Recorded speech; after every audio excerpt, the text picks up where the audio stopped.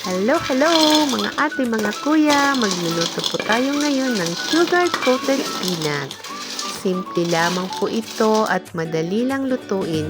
Hugasan muna ang mani. Ang gagamitin ko po pala ay skinless.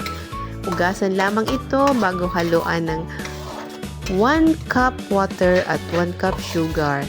Ang peanut ko po ay 2 cups. Iyan, haluin lang, hayaang kumulo at hayaang mag-evaporate ang tubig hanggang mag-caramelize po ito. Kapag ganyan na po ang itsura niya, lagi lang pong haluin para hindi masunog hanggang mag-dry po sila.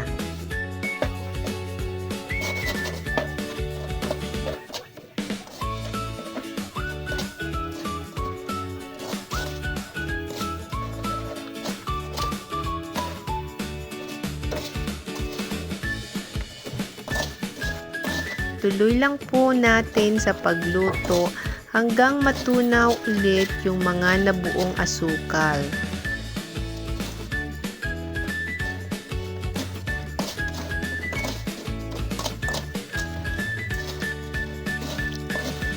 Tuloy lang po ang paghalo hanggang mag-caramelize ulit sila.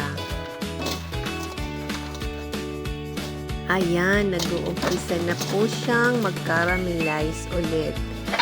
Sa puntong ito, huwag po talaga natin titigilan ang paghalo para hindi po siya masunog at para pantay-pantay po ang pagkaluto ng mani.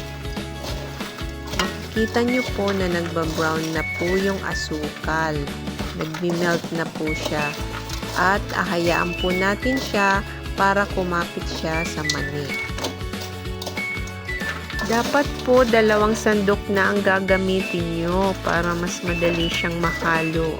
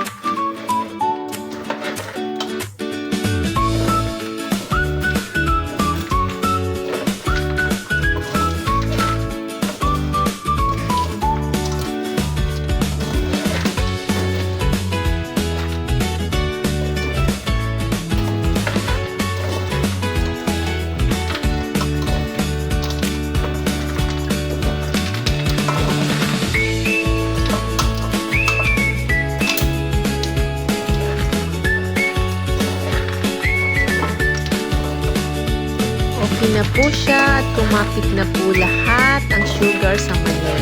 Napakasarap po nito at favorite ko talaga itong kutkutin, lalo na pag nanonood ng TV.